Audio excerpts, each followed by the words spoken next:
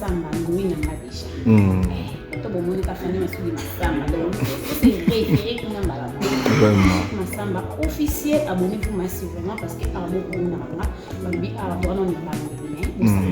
que ça me met pour rater pour le bien et donc il y a la télé militaire ça qui sont il y a ce que vraiment la télé militaire l'émission bien avoir sans polémique avoir tout vraiment le sambo côté vous avez besoin donc abonné pour massivement on a évité donc ça comme nous on pas qui vous s'abonner pour nous vous faire nous s'abonner pour nous à sentir que va abonner bon ya chaque vraiment je vous aime beaucoup ce qu'on peut sonner dans au comprendre nous nous vous allons quand même nani atteindre les frères non tu non parce que nous verser chita c'est pas place même les œuvres nous bakara frère non vous comprenez que c'est frère à tout c'est ça là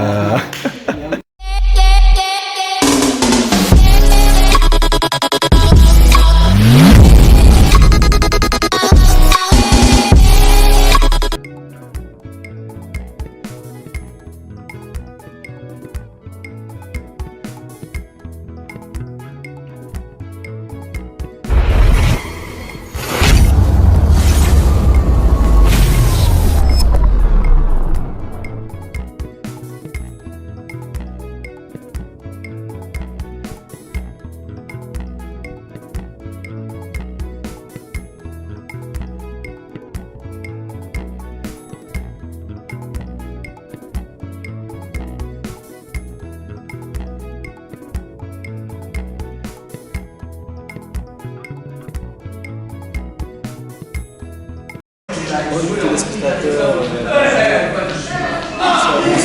madame. Je suis votre frère Tissu Massamba. Je viens vous présenter cette émission avec le papa. Il appelle l'homme de 60 ans. Ici, nous avons eu comme du jour que nous avons déjà un mariage que nous avons ici dans la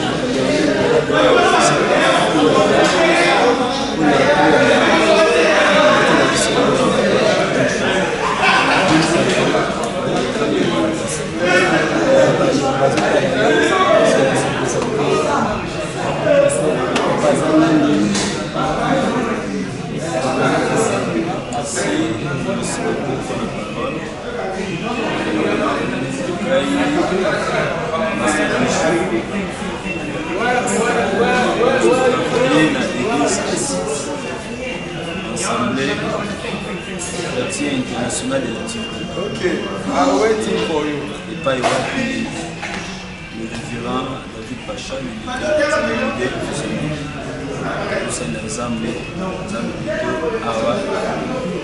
ensemble, nous sommes Merci.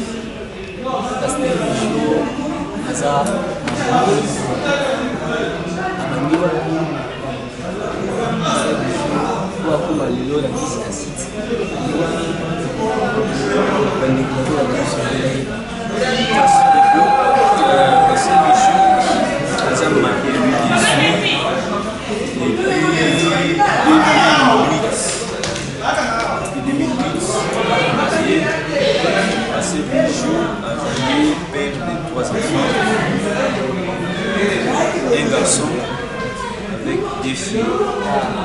C'est des jours à l'année où ça lance avec Kachik, le professeur Bengo. Passer des jours à l'idée. Pour suivre les jours publics, en 2009, on a bâti. Ça va s'arrêter en 2006, je suis sous Céline Moufou. On va mettre des élections, ça va s'arrêter tout ça. Alors, Zali, la serre fusionnaire de David Pacha, nous aussi. Merci. Quelle est la mission de mariage et les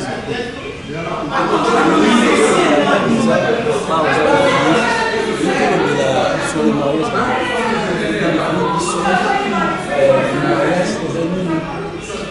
on ne peut pas comprendre voilà. Mariage, je trouve la définition est belle, chacun a par rapport n'a pas à puiser des formations. Mais selon la définition encyclopédique, la monnaie dans l'encyclopédie publique, le mariage est union légale des noms et une femme. Donc, il a dit que Samani Oyo et Yebani, une Dimani, Miso Yaban, il y a l'Ibota, il y a l'État et il y a l'Église.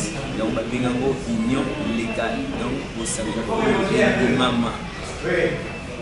On a mis ça dans l'Ibota, l'État et l'Église. Question à vie sur les amis. Pour la nuit de l'État, merci beaucoup. Pour la nuit être mère, voilà, les recommandations il y a un mariage. Je ne sais pas pourquoi c'est sur les alliés, institutions pour les ensemble, nous amener à payer les balles. À Salaki, à Bezala, et puis à Pamola qui va trouver la balle avec les bossos, et puis Adamo, à Eva. Tout le monde a pas les balles. Nous sommes dans le chapitre 27 les alliés malamoutés avant d'aligner beaucoup. Les balles à beaucoup. À s'allier, être semblable. On a azala pour la mosuni na ye molonga ni na ye ensemble baki de singela qui a parce que ça nous moka menza ils allaient hors de route pas ya nzambe ye. Merci. Deuxième mission c'est quoi nous devons pas la tani. Bon qui kobala tani voilà on a mutu abala c'est la âge oui c'est dit âge azala âge ya pas plus ou moins déjà na ba Europe avec 18 ans déjà moi na mobali et singeli aba mutakoki kobala ceux qui a connu mature ceux qui ont la possibilité parce que les balles ça dit makambo belé na kati ya makambo ça belé na kati pour na aba la fois ça mature on a la possibilité de ça la famille on doit charger à moi c'est on a c'est la bana bakoya donc tant il s'est là qu'il y a pas la temps on est capable il y a quoi assumer responsabilité moko oyo zamula parce que na ko ba tselo mususu za kiso mu da bali mususu la charge comme la charge 4 il y a yo mo na 2 il y a moi ce bali 3 il y a famille na yo 4 il y a famille aussi donc tant muto alinga bala il faut kanisa mingi ebaki azokotana monde moko estika ba passer belé c'est pourquoi le singeli assez préparé parce que kotaka pamba pamba te attends ozokotana libala zapo na l'idée là pour ni masuki il faut que la préparer mature na nyonso ya la que moi ça zobala azape préparer pour les besoins ça la bosananima c'est pour faire ça parce que il faut que balobi les institutions oyo nzambe asali ça indissoluble koki kokabola ngote moko te koki kokabola oyo nzambe asangisi lamu motalinga kokota na libala il faut akanisa bala libale alingi kolinga molinga mosi mpona libala il faut abalola lolemo na ye mwa 10 000 fois elingi olobaki akanisa malamu eske aza pe mpona apo pourquoi pas poser question c'est moi quand même sur débat la conséquence, c'est la personne qui va aller après temps et c'est la cabane. Oui, bien sûr. Oui, bien sûr. La conséquence, c'est na mariage précoce. Conséquence, c'est ce qui est précoce. Donc, avant âge, avant maturité, conséquence na moi ça que libala wana isuka na nzela. Précoce, donc ça que bala kala pona ça na posa sexe. So ka bali ko ça na posa sexe. On est qui c'est na bala pona ça na posa bébé. Conséquence na moi ça est que yo comme na tambo à dégoûter libala mo et ni ne divorce. Sur la télé de divorce, à Bouki, mon bébé qu'on a examiné, ça m'a lié en cause. Il y a un moment de précocité pour aller là et ça va là. Donc on a avant il faut ça la encadrer. La perspective, même biologique, ou bien la tuteur afin que avec les précocités, on a la conséquence à de l'autre. Pour la expérience. Pour la faut savoir batterie et la batterie nous posons concernant mariage Conséquence. concernant mariage mariage qui nous occupe il y a ce qu'on appelle mariage il y a ce qu'on conseille beaucoup ça marqué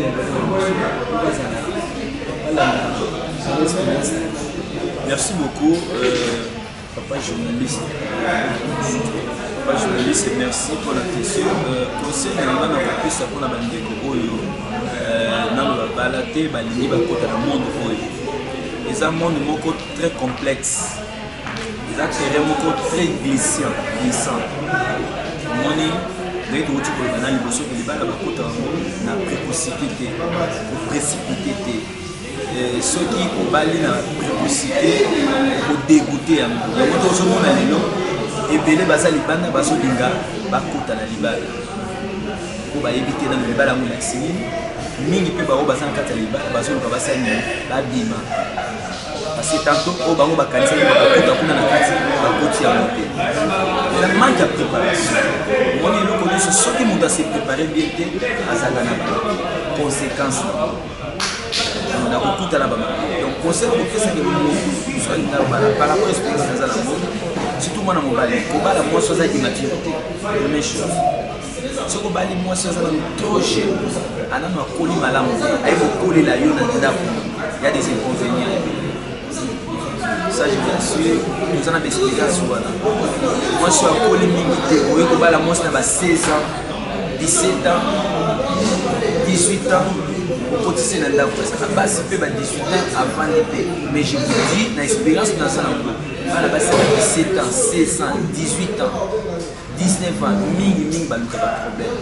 Au moins, dans moi, ça, on a âge, on est peut-être timide, à l'obaraté, mais tant qu'on faut fouiller, on a 25 à 30 ans, à fouiller, à afficher, caractère, on a battu belé, parce que ceux qui n'aillent pas.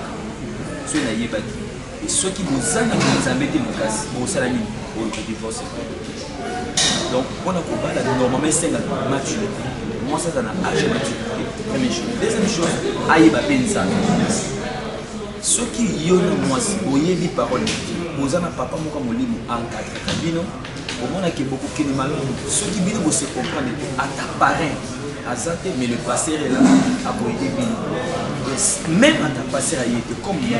Je vous dis, ça, Banda, tu parles de 2000 kilo, na tu benga te parler na biso nda kwa ya. Ça, je vous jure, na komba yesu. Nano na benga parler. Donc, il y a ceux qui communiquent ce problème entre nous. Moi, qu'est-ce qui problème vous allez peut-être donc il n'est pas dans mon vie. Tu bengi, même pas la idée. Et ça la caca entre nous.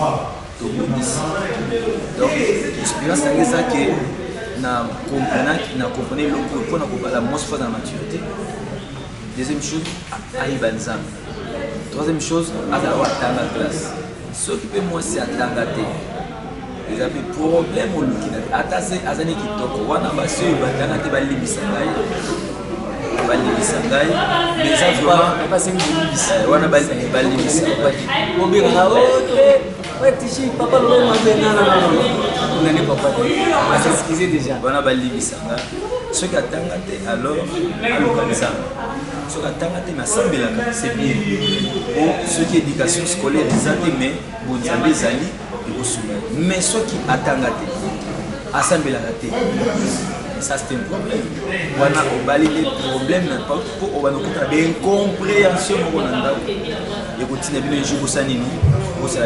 Or, Matthieu chapitre 5, verset 31-32,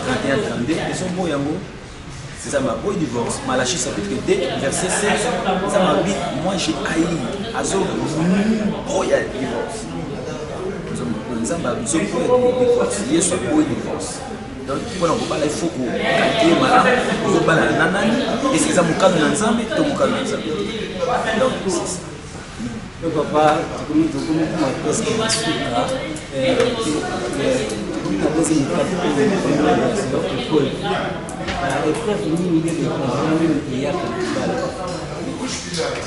épreuve, inconvénient et des choses différentes. Je crois que l'inconvénient, vous le connaissez déjà, l'inconvénient pour la précoce, l'inconvénient pour la tout moins sur ça, il y a une fille, et puis les actes, et soit que là, tu dis pas par contre, ça va pour les numéros dans le et soit nous le connaissons pas. Donc c'est tout à fait normal que ceux qui ont bali moins sur eux, nous avons un canal qui était pour la yo, tout a un problème, tout a un problème grave. Belle compréhension, yo le bit aya le bit mbongo le bit pour la lamba ya chamo pour la biloko kulia mbongo le bit pour la biloko kulia ya chamo pour la lamba. Donc ceux qui besoin de embêter besoin d'azana âge maturité besoin de problème pour qu'on a bien confiné bien épreuve il y a pourquoi parce que le mariage où ils allaient au niveau par Dieu que le dit union légale union où ils allaient légale si peu mon bail il va le diable a commencé à mon makasi et soit à kinyate union où ils allaient nzambe n'a vendu ils soit à kinyate et bondissa makami ça ce sont les épreuves diable est capable d'utiliser même ta femme il faut ça qu'on a discernement pour comprendre quand est-ce que ma femme parle comme ma femme et quand est-ce que ma femme est utilisée. Il y a des moments où moi ça vous allez utiliser par un esprit parce que l'esprit c'est un esprit à moi on a la mise mais elle va te dire que c'est moi qui te parle c'est un esprit en côté il faut un discernement aux amours. Il y a des épreuves qui arrivent que moi ça peut me polir là-dedans pour y quitter. Donc il faut y possible parce que quand vous parlez dans besoin de chérir pour le but de balani dans le bonheur et dans le but. Donc ceux qui va plus rayer ils ont des il faut supporter ba caractère malé biloko yo linga ça ya comme ça lango tantôt pe malade comme ko bela yo yeba kiteka za lango c'est sûr les épreuves yo yaka mais il faut aussi remonter yango pour enfin que l'épreuve est que les crises on a beaucoup balani avant les balles vous allez il y a une fille là au sang bon kozanga mbilo kolia kozanga mbon kozanga musala ce sont des épreuves il faut aussi monter les épreuves par la prière n'est-ce pas ensemble il faut créer hôtel dans Binolanda. Donc moi c'est un hôtel de prière. Il faut vraiment que dans la système hôtel de prière. Si vous avez unique la vie de 10 millions, fait la force. Moi si vous avez un hôtel de prière pour surmonter par me béné. Ça fait je vous mets même pasteur on a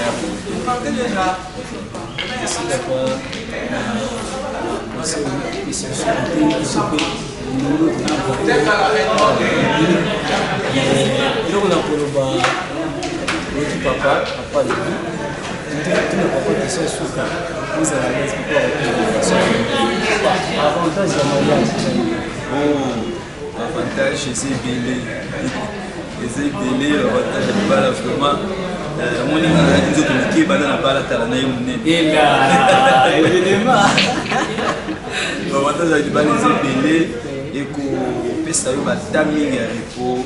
Vous avez célibataire, il faut lamba, il faut se faire des lamba, pour comprendre que ce que vous avez vous avez la qui déjà, vous pouvez c'est là qui est déjà mais vous pouvez la parce que vous avez lamba, ça a des avantages. L'avantage il y a des balles, les années les rapports sexuels, c'est une bénédiction. Or, rapport sexuel, il y a commis malédiction. Donc, l'avantage de l'ibala, c'est que ceux qui ont parlé légalement, donc tu es déjà béni parce que quand vous allez faire des rapports sexuels dans la maison, vous êtes béni. Donc, vous êtes déjà béni. L'avantage de l'ibala, c'est que l'union fait la force. Aux yeux, mon son, à quoi aider, on a des conseils, n'est-ce pas? Donc, on a un projet, mon ilobo, comme on tombe, ça et quand la simplicité, ce qui moi, si aïe, la Bible dit, la proverbe, c'est qui trouve une femme, trouve le bonheur. Donc, ceux qui ont aussi une femme qui connaît Dieu, une femme mature, tu as trouvé le bonheur à vous sourire, poter, vision où ils ont et ça n'est donc, avantage de balayer que vous okokisi mokano ya nzambe olongoli lisumu ya ekobo olongoli lisumu ya fornication donc deba les habits que ce kinya ya mabébé nzambe papambola sur babala.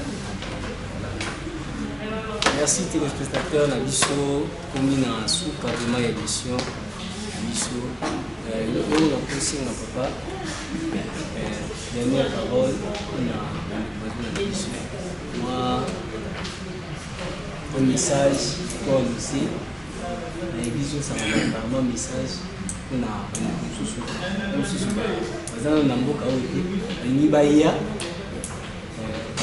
la annonce na yo selon Matthieu bisi biso ça la biso pe ça on a pu ba poussa.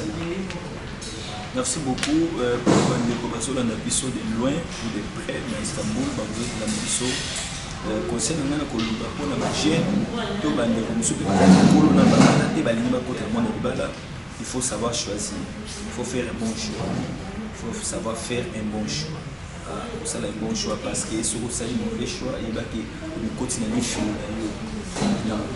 pour les balles, si vous avez le choix, c'est la volonté de la vie, vous continuez à faire pour souffrir tout au long de car les balles, si vous continuez à sortir des athées, vous allez aller sans retour.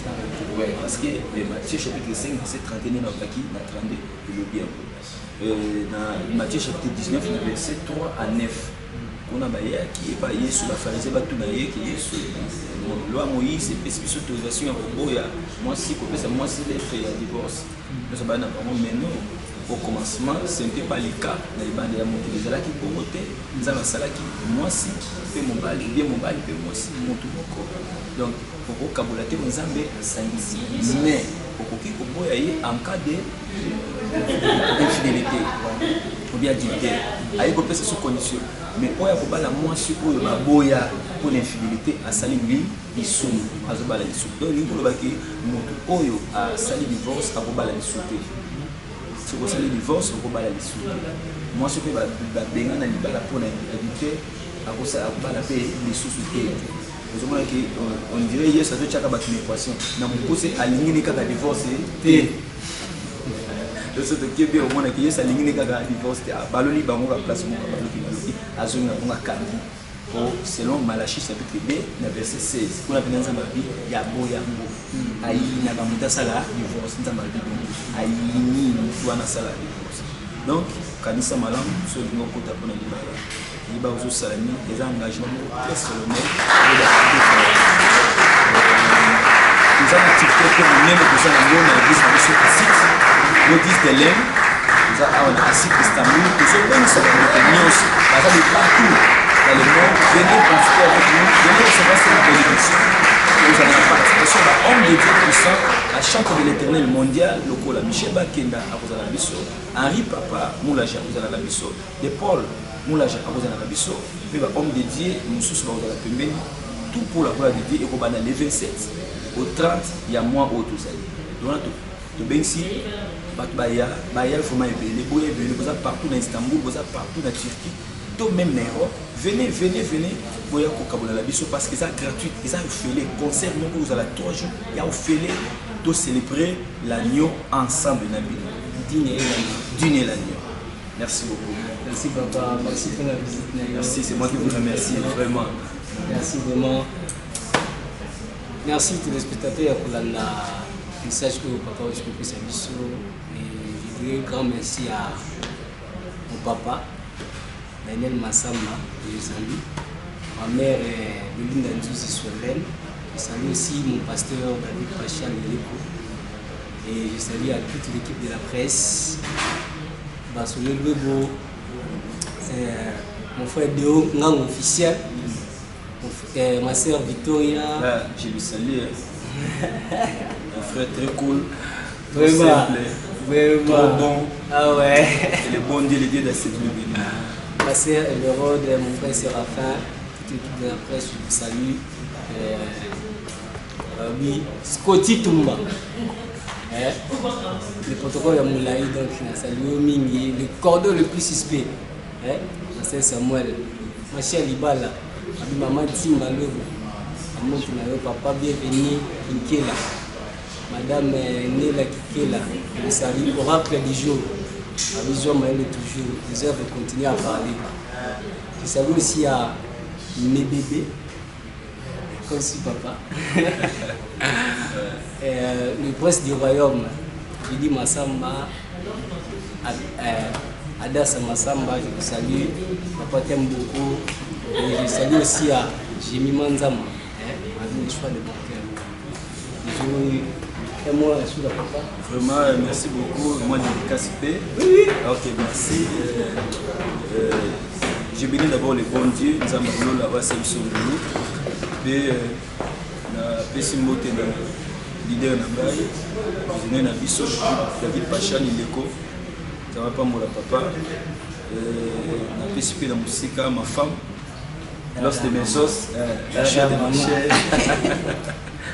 na biki akeli janda maman Hélène Tuta Mutimbimbi Zambia Pamula mon fils Josué Mutimbimbi Kassia Mutimbimbi et Joya et ma famille qui sont au Congo, nous avons béni au Congo et ça va pas pour le peuple, même sur le site, la serviteur, nous sur le collège, la serviteur, nous avons Pamboula Bango, à mon Bango, et je vous aime beaucoup, et à toi aussi, non? Merci beaucoup. Merci une bonne invitation, que le bon Dieu vous bénisse, ensemble avec les frères Déo, que je dis souvent les frères très cool, très simples, et mon fils que j'aime beaucoup. Merci beaucoup, nous avons la femme de vraiment. Amen. Salam pour la considération. Nous avons un binôme qui est le et nous avons pas pour la moto sur le message. Ainsi que vous bénir, vous allez vous marier et bénir, vous allez vous côté la merci beaucoup. Bon dimanche à tous. Bambota Souka, la Robos, la Binote Tata, vous avez tout le monde. La Bossanité FK. Mbote na yo yango pas de frère. La Bossanité Emmanuel Kapata. Ozela ma chanson, Ozela Dimbo Sika, donc témoignage. Maman Mira, mon théâtre, Junior Mbele. Mon théâtre, bien sauté sauté, vous allez m'amour, bien sauté sauté. Merci beaucoup, ciao.